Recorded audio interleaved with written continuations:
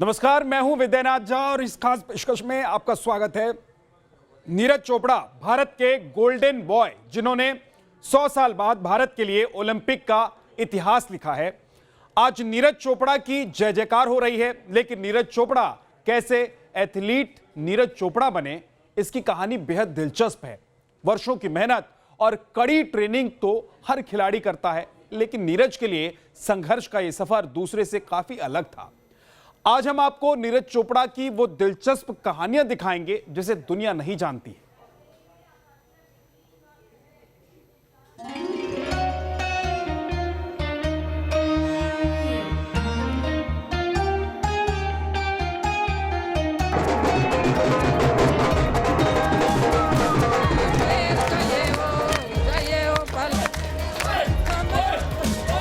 हरियाणा के छोरे पर आज पूरा देश नाज कर रहा है, जिसने 100 साल के इतिहास में भारत के लिए पहली बार ओलंपिक के एथलेटिक्स में गोल्ड मेडल जीता है।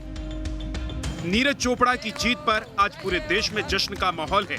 हरियाणा से लेकर दिल्ली और केरल से लेकर चेन्नई तक लोग जश्न मना रहे हैं, क्योंकि नीरज ने टोक्यो ओलंपिक में जीत की जो कहानी लिखी है वो हिंदुस्तान के इतिहास में हमेशा हमेशा के लिए दर्ज हो गई है। लेकिन ओलंपिक में गोल्ड मेडल का ये सफर नीरज चोपड़ा के लिए आसान नहीं था। 23 साल के नीरज ने पिछले कुछ सालों में ओलंपिक के लिए जो साधना की, उसे आज हर हिंदुस्तानी को जानना चाहिए। आज नीरज चोपड़ा की ऐसी ही कहानियां आपको दिखाएंगे जिसके बारे में दुनिया नहीं जानती। नीरज जब 14 साल के थे तभी उनके खेल करियर पर ग्रहण लग गया था। 2012 में पंचकुला के ताऊ देवीलाल स्टेडियम में बास्केटबॉल का मैच था। नीरज ने जोश में बास्केट में गेंद डाली और रिंग पर लटक गए। फ्रैक्चर के दौरान नीरज के 3 बार प्लास्टर बदले गए। एक वक्त तो नीरज को लगा था कि इस चोट की वजह से खेल की दुनिया में ज्यादा आगे वो नहीं बढ़ पाएंगे। करीब 4 महीने तक नीरज चोट के चलते जेवलिन की प्रैक्टिस से दूर रहे, लेकिन उन्होंने हिम्मत नहीं हारी। ठीक होते ही उन्होंने प्रैक्टिस शुरू की और फिर नेशनल प्रतियोगिता में स्वर्ण पदक जीता और उसके अगले साल वर्ल्ड थ्रू चैंपियनशिप में 19वें नंबर पर आए। जेवलिन थ्रो के खेल को नीरज ने खेल से ज्यादा एक साधना की तरह लिया और नतीजा आज पूरी दुनिया के सामने है। कम ही लोग जानते हैं कि 23 साल के इस नौजवान ने अपने सारे शौक खेल के नाम कर दिए। नीरज के दोस्त बताते हैं कि बड़े होने के बावजूद उन्होंने नीरज की अलमारी में कभी फैंसी कपड़े नहीं देखे थे। नीरज की अलमारी में कुछ सफेद कुर्ता पैजामा, कुछ चमड़े के चप्पल और कुछ जूतियां ही होती थी। कुछ साल पहले नीरज चोपड़ा ने खुद एक इंटरव्यू में कहा था कि उन्होंने कई सालों तक जीन्स नहीं पहनी थी। यहां तक कि कई सालों तक उन्हें फीते वाले जूते तक नसीब नहीं हुए थे।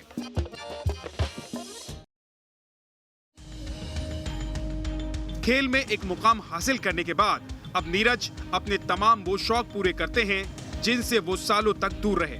ऐसी शौक में एक शौक है बाइक का। कम ही लोग जानते हैं कि नीरज चोपड़ा को पावर बाइक्स में बेहद दिलचस्पी है। नीरज चोपड़ा के इंस्टाग्राम प्रोफाइल पर उन्हें उनकी बाइक पल्सर के साथ देखा जा सकता है, जिसको लेकर उन्होंने कई पोस्ट किए हैं। इसके अलावा विदेशी कंपनी की बाइक हार्ले डेविडसन 1200 रोडस्टर के भी दीवाने हैं। इस अमेरिकी बाइक को नीरज चोपड़ा ने साल 2019 के एशियन गेम्स जीतने के बाद खरीदी थी। अब ओलंपिक में गोल्ड मेडल जीतने के बाद उनके गैराज में जल्द ही एक एसयूवी दिखने वाली है। दरअसल ओलंपिक जीतने के बाद महिंद्रा एंड महिंद्रा ग्रुप के चेयरमैन आनंद महिंद्रा ने ऐलान किया है कि वो नीरज चोपड़ा को महिंद्रा एसयूवी 700 गिफ्ट में देंगे। इसे लेकर उन्होंने एक ट्वीट भी किया है। ट्वीट में कहा गया है कि एसयूवी स्पेशल तरीके से नीरज के लिए कस्टमाइज की जा सकती है।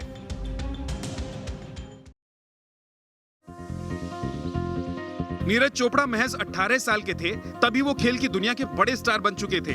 साल 2016 में उन्होंने पोलैंड में वर्ल्ड अंडर 20 चैंपियनशिप में हिस्सा लिया और 86.48 मीटर जेवलिन थ्रो करके गोल्ड मेडल जीत लिया था। उस वक्त फेसबुक के सीईओ मार्क जकरबर्ग ने संदेश भेजकर नीरज को बधाई दी थी। अभिनेत्री कटरीना कैफ ने तब नीरज चोपड़ा के लिए लिखा था, junior javelin world champion Neeraj Chopra. इसके अलावा तब अभिनेत्री शिल्पा शेट्टी ने भी नीरज चोपड़ा को बधाई संदेश भेजा था। आज जिस नीरज को दुनिया देख रही है, उस नीरज ने ओलंपिक में गोल्ड का सफर तय करने के लिए खुद को सालों तक तपाया, तब जाकर ये गोल्डन बॉय दुनिया के सामने आया। नीरज जब 14 साल के थे तभी उन्होंने ट्रेनिंग के लिए अपना घर छोड़ दिया था। 14 साल की उम्र में वो पानीपत में अपने गांव से पंचकुला चले गए, क्योंकि पानीपत में ट्रेनिंग के लिए बेहतर सुविधाएं मौजूद नहीं थी। नीरज ने एक इंटरव्यू में बताया था कि उनके गांव में कोई प्लेग्राउंड नहीं था। वो जब छुट्टियों में गांव जाते थे तब दौड़ने की प्रैक्टिस वो गांव से बाहर सड़कों पर करते थे। यही नहीं, खेल के चलते 9वीं क्लास के बाद से ही उनकी पढ़ाई प्रभावित हो गई।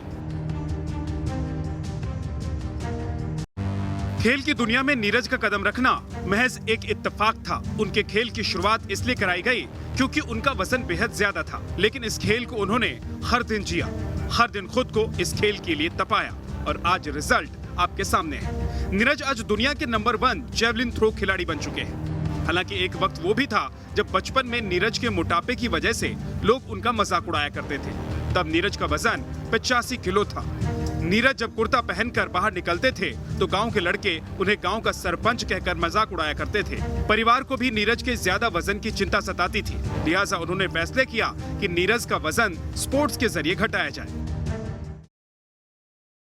दरअसल नीरज बचपन में खाने पीने के बेहद शौकीन थे। गांव में मलाई बुरा शक्कर खाने के चलते उनका वजन लगातार बढ़ता चला गया। 12 साल की उम्र में आते आते नीरज पूरे 85 किलो के हो गए थे।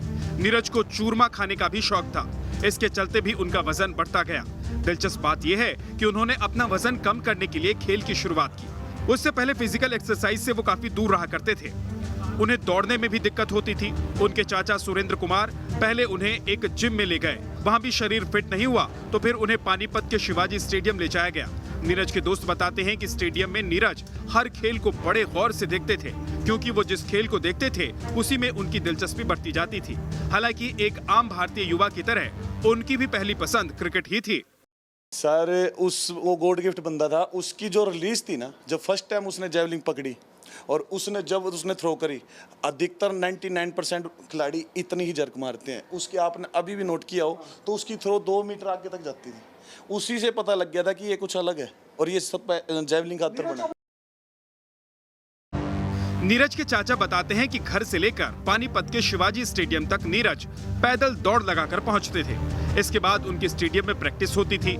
यहाँ जेवलिन के खेल को सेलेक्ट करने की कहानी भी बड़ी दिलचस्प थी। बताते हैं कि एक दिन स्टेडियम में जयवीर नाम के एक जेवलिन खिलाड़ी ने नीरज के हाथ में जेवलिन थमा दी।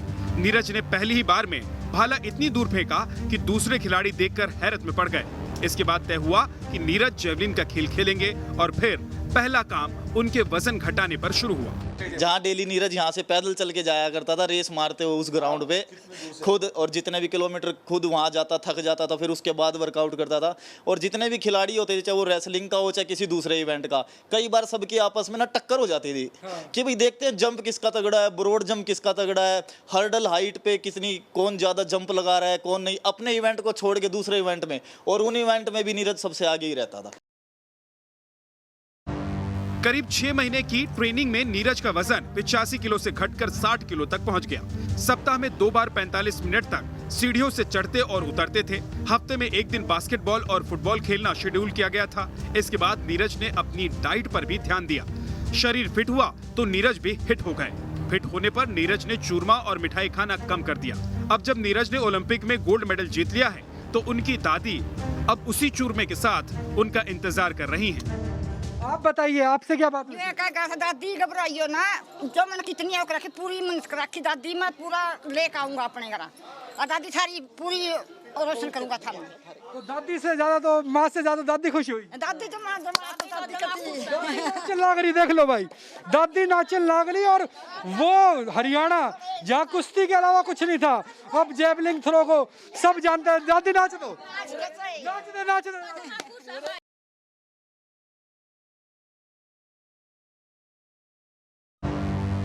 शुरुआत की प्रैक्टिस के दौरान नीरज का किसान परिवार इतना सक्षम नहीं था कि वो उनके लिए जेवलिन लाकर देते।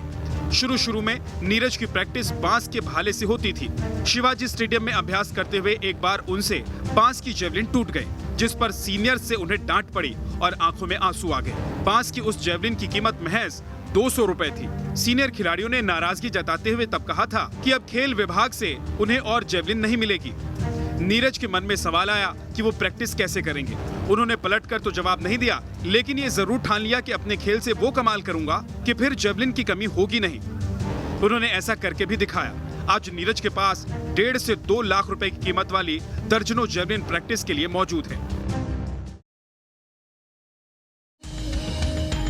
शायद 130 करोड़ हिंदुस्तानी ये जानना चाहते हैं कि भारत को ओलंपिक में गोल्ड दिलाने वाले नीरज चोपड़ा को गोल्ड जीतने के बाद कैसा एहसास हो रहा था। इस बात को लेकर नीरज ने जो बताया वो सुनना बेहद दिलचस्प है। और ये पता लगता है कि बस अपना गोल्ड हो गया तो बस पता नहीं सब कुछ एकदम चेंज हो गया कि बस पता नहीं क्या होगा, जैसे मैंने क्या कर लिया। तो वो फिर मैं काफी रनवे तक पहुंचा। ऐसे लग रहा था कि यार पता नहीं, जैसे एकदम दिमाग इधर उधर होने लग गया। फिर मैंने पूरा अपना फोकस किया कि थ्रो पे, और मैं कोशिश कर रहा था कि उस थ्रो को भी अच्छा करूं, लेकिन काफी खुशी थी उस थ्रो में भी। और वो थ्रो मैंने ऐसी फेंकी तो वो भी अच्छी गई। लेकिन इस कामयाबी के बाद नीरज के लिए मुश्किलें भी आईं, क्योंकि जिस हाथ से वो जेवलिन थ्रो करते थे उसकी कोहनी के लिगामेंट में दिक्कतें आ गई। वो वक्त था साल 2019। चोट और फिर सर्जरी के चलते करीब 6 महीने तक वो खेल के मैदान से दूर रहे। तब नीरज का ऑपरेशन करने वाले ऑर्थोपेडिक सर्जन दिनशो परदीवाला ने बताया था कि जिस तरह की चोट नीरज को लगी थी वो उनके खेल करियर को खतरे में डाल सकती थी। लेकिन नीरज की सर्जरी सफल रही। चोट के चलते नीरज चोपड़ा 2019 में दोहा में हुई वर्ल्ड चैंपियनशिप में हिस्सा नहीं ले पाए थे। तब उनके कोच ने उन्हें ओलंपिक पर फोकस करने को कहा और नीरज ने वही किया। और मुझे याद है कि मैं इंडिया में 2019 में ओपन नेशनल हो रही थी, तो मैंने वहां पे एंट्री करवा ली थी और मेरी फ्लाइट टिकट भी थी। और मेरा बस ये था कि मन में कि मैं बस कोई कंपटीशन खेल लूं, क्योंकि इंजरी के बाद जो सभी मेडल जा रहे थे वो अपने डिस्टेंस के आसपास जा रहे थे, चाहे वो वर्ल्ड चैंपियनशिप हो या कुछ भी हो। बस मेरा ये हो रहा था कि मैं खेल लूं बस। तो मैंने सभी कुछ करवा लिया था। फिर आदिल सर से बात है, आदिल सर का फोन आया कि नीरज तू ये कंपटीशन मत खेल, आगे ओलंपिक्स आ रहा है उस पर फोकस कर, क्योंकि ज्यादा प्रॉब्लम हो जाएगी। तो फिर मैंने वो कैंसिल कर दी थी। और मुझे लग रहा है कि वो शायद वो अच्छा डिसीजन था, क्योंकि एथलीट को लगता ही है कि बस मैं खेल लूं जल्दी से। तो उसके बाद फिर अच्छी मेहनत रही और अच्छे से फिट हो गए फिर मैंने कंपटीशन खेले। टोक्यो ओलंपिक में जाने से पहले जब नीरज चोपड़ा की प्रधानमंत्री नरेंद्र मोदी से बातचीत हुई थी, तब इस बातचीत में भी पीएम ने उनकी इंजरी की चर्चा की थी। इस पर नीरज ने क्या जवाब दिया वो सुनिए। नीरज जी, मुझे ये भी बताया गया है कि आपको इंजरी हो गई थी, लेकिन फिर भी आप इस साल अपने राष्ट्रीय रिकॉर्ड बना दिया है। आपने अपना मनोबल, अपनी प्रैक्टिस को, ये सब कैसे संभाले रखा? मैं मानता हूं सर कि जो इंजरी है वो एक स्पोर्ट्स का पार्ट है। तो जो मैंने 2019 में काफी मेहनत की थी, उस साल वर्ल्ड चैंपियनशिप आपको स्पोर्ट्स की इंजरी में भी स्पोर्ट्स पर स्पिरिट दिखता है सर, क्योंकि हमारा यही सफर है। कुछ साल का हमारा करियर होता है और हमको अपने आप को मोटिवेट करना होता है। तो मेरा 1 साल इसकी वजह से खराब हो गया था, क्योंकि मैंने तैयारी काफी की थी वर्ल्ड चैंपियनशिप के लिए और एशियन चैंपियनशिप के लिए, लेकिन इंजरी की वजह से वो उसमें दिक्कत होगी। फिर मैंने अपना पूरा फोकस ओलंपिक पे किया और अब दोबारा से कमबैक किया। अच्छे से मैंने फर्स्ट कंपटीशन खेला, उसमें ओलंपिक क्वालिफाई कर दिया था। दरअसल नीरज की चोट का इलाज करने के लिए एथलेटिक्स फेडरेशन ऑफ इंडिया और इंस्पायर इंस्टीट्यूट ऑफ स्पोर्ट्स की ओर से डॉक्टर पादरीवाला के पास रेफर किया गया था। डॉक्टर पादरीवाला भारतीय क्रिकेट जसप्रीत बुमराह, श्रेयस अय्यर, बैडमिंटन खिलाड़ी साइना नेहवाल, रेसलर गीता और बबीता फोगाट का भी इलाज कर चुके हैं।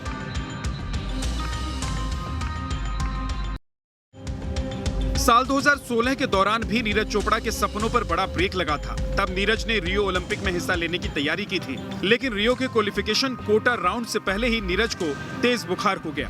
हालांकि इसके बावजूद नीरज चोपड़ा ने उम्मीद नहीं छोड़ी। नेशनल कैंप में उन्होंने हिस्सा लिया, लेकिन नीरज का भाला क्वालिफिकेशन कोटे से 76 सेंटीमीटर पहले ही जा गिरा। लेकिन ये असफलता नीरज को नई ऊर्जा दे गई और 6 दिन बाद ही नीरज ने 86.48 मीटर की दूरी नापकर विश्व जूनियर रिकॉर्ड बना दिया। ओलंपिक जीतने के साथ ही नीरज चोपड़ा का हेयर स्टाइल सुर्खियों में है। हालांकि ओलंपिक के दौरान उनके बाल छोटे नजर आए, लेकिन ओलंपिक से पहले नीरज चोपड़ा एक अलग लुक में नजर आते थे। लंबे बाल और शानदार हेयर स्टाइल। सोशल मीडिया पर उनकी ऐसी तस्वीर वायरल हो रही है जिसमें नीरज के बाल बेहद स्टाइलिश नजर आ रहे हैं। लोग उनकी तस्वीर पर लगातार कमेंट करके हेयर स्टाइल की तारीफ भी कर रहे हैं। एक इंटरव्यू के दौरान जब नीरज चोपड़ा से ये पूछा गया कि उनका हेयर स्टाइल शाहरुख खान से इंस्पायर है या फिर क्रिकेटर ईशांत शर्मा से, इस पर नीरज ने कहा था उनका हेयर स्टाइल सिर्फ उनका है, किसी से इंस्पायर होकर उन्होंने ये हेयर स्टाइल नहीं रखा। हाँ, ट्रेनिंग के बाद जब भी उन्हें अपने गांव में जाने का मौका मिलता है तो परिवार की ओर से उन्हें अपने लंबे बाल कटवाने को जरूर कहे जाते हैं। ओलंपिक जीतने के बाद आज पूरी दुनिया में नीरज चोपड़ा की चर्चा हो रही है, लेकिन नीरज के जीवन में एक वक्त वो भी था जब ट्रेनिंग के लिए उनके पास कोई कोच नहीं था, मगर नीरज ने हार नहीं मानी और YouTube चैनल से विशेषज्ञों की टिप्स पर अमल करते हुए प्रैक्टिस के मैदान में पहुंचते रहे। वीडियो देखकर उन्होंने अपनी कई कमियों को दूर किया। इसे आप खेल के प्रति उनका जज्बा भी कह सकते हैं, या फिर कह सकते हैं कि उन्हें अपने खेल को बेहतर बनाने के लिए जहां कहीं भी मौका मिला उन्होंने उसे जाने नहीं दिया। कहते हैं कि शुरुआत में नीरज ने YouTube पर चेक रिपब्लिक के खिलाड़ी जैन जेलिजनी के वीडियो को देखकर उनकी तरह भाला फेंकना सीखा। हालांकि साल 2018 में चोट लगने के बाद उन्होंने अपना स्टाइल ऑफ एक्शन बदल दिया। ओलंपिक जीतने के लिए ये नीरज की साधना ही थी, जो उन्होंने पूरे 1 साल तक पूरी दुनिया से खुद को अलग करके रख लिया था। खुद का ध्यान सिर्फ खेल की तैयारियों पर फोकस रहे, इसके लिए नीरज चोपड़ा ने 1 साल पहले ही मोबाइल फोन से किनारा कर लिया था। नीरज हर वक्त अपना मोबाइल फोन स्विच ऑफ रखते थे। हाँ, माँ की जब याद आती तो वो फोन लगाकर माँ से जरूर बात करते थे। बीच बीच में परिवार के लोगों से भी बातचीत होती थी। हालांकि बात तभी होती थी जब नीरज खुद फोन लगाते थे। यही नहीं, खेल की साधना के लिए वो लंबे वक्त से सोशल मीडिया से भी दूर रहे।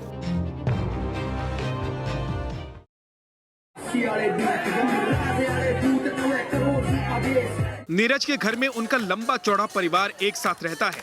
पानीपत के छोटे से गांव कांद्रा में एक ही छत के नीचे 19 लोगों का संयुक्त परिवार एक साथ रहता है। इसमें नीरज चोपड़ा के माता पिता के अलावा चाचा चाची और चचेरे भाई बहन भी एक साथ रहते हैं। 10 भाई बहनों में नीरज सबसे बड़े हैं और परिवार के सबसे लाडले भी। कैसा स्वागत होगा, क्या मिठाई खिलाई जाएगी, क्या पसंद है नीरज? नीरज को सबसे ज़्यादा तो खाने में चूरमा ही पसंद है, तो उनके लिए चूरमा पेड़े सब कुछ बनाया जाएगा। और आज मतलब घर में ऐसा माहौल है कि मतलब सब नाचेंगे कूदेंगे, पूरा ही जश्न होगा। परिवार ने अपने इस लाडले बेटे का हर मौके पर साथ दिया, तब भी जब नीरज ने खेल की दुनिया में अपना कदम रखा था और उस वक्त उनके परिवार की माली हालत इतनी अच्छी नहीं थी कि वो नीरज को 1.5 लाख रुपए की जेवलिन खरीद कर दे पाते। संघर्ष की कहानियां बताते हुए परिवार के सदस्य बताते हैं कि नीरज के पिता सतीश चोपड़ा और चाचा भीम चोपड़ा ने मिलकर जैसे तैसे करीब 7,000 रुपए जुटाए और इसके बाद उन्होंने इस पैसे से नीरज के लिए एक जेवलिन खरीदा। इस जेवलिन से नीरज चोपड़ा शुरुआती दिनों में प्रैक्टिस करते थे। हालांकि साल 2017 में नीरज चोपड़ा भारतीय सेना से जुड़ गए।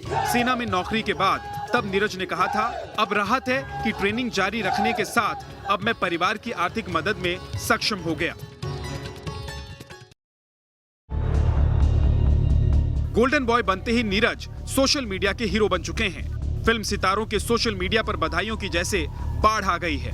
सोशल मीडिया प्लेटफॉर्म पर अब नीरज चोपड़ा की बायोपिक फिल्म बनने की भी चर्चा तेज हो गई है। हिंदुस्तान के गोल्डन नायक की बायोपिक फिल्म के लिए अक्षय कुमार का नाम सबसे आगे चल रहा है। अक्षय कुमार बॉलीवुड के उन अभिनेताओं में से हैं जो फिल्म इंडस्ट्री में बायोपिक बनाने के लिए जाने जाते हैं। इसके साथ ही रणदीप हुड्डा भी नीरज चोपड़ा की बायोपिक की रेस में शामिल हैं। कोरोना ने पूरी दुनिया को खून के आंसू रुलाए। उस कोरोना काल से नीरज चोपड़ा भी प्रभावित हुए। मार्च 2020 में नीरज तुर्की में थे। इस दौरान उन्होंने अपनी प्रैक्टिस बीच में ही छोड़ी और इमरजेंसी फ्लाइट लेकर तुर्की से भारत वापस लौट आए, क्योंकि तुर्की में लॉकडाउन की शुरुआत हो चुकी थी। अप्रैल 2020 से फरवरी 2021 तक किसी भी यूरोपीय देश में आने जाने की मनाही थी। इससे नीरज की ट्रेनिंग भी प्रभावित हुई, लेकिन नीरज के दिल में आस बाकी थी। मार्च 2021 में नीरज ने इंडियन ग्रांड प्री में 88.07 मीटर दूरी नाप पर अपना ही नेशनल रिकॉर्ड सुधारा और जून में वीजा क्लियर होने पर यूरोप पहुंचे और भाले से कई इवेंट में। तो थोड़ा टाइम लगा कम बैक करने में। जो मेरा 2019 का साल था, बस उसकी थोड़ी सी वो पूरा खराब चला गया। मेहनत काफ़ी की थी उसकी, उस साल भी वर्ल्ड चैंपियनशिप के लिए। फिर उसके बाद पूरा फोकस 2020 पे अपना ओलंपिक्स पे किया था, तो कोरोना की वजह से वो भी प्रॉब्लम होगी। लेकिन मैं धन्यवाद बोलता हूँ अपने फेडरेशन का और सभी अपनी गवर्नमेंट का कि हम वहाँ पे बाहर ट्रेनिंग कर रहे थे और मुझे वहाँ पे कंपटीशन भी मिले और मैंने वहाँ पे अपना क्वालिफाई भी किया।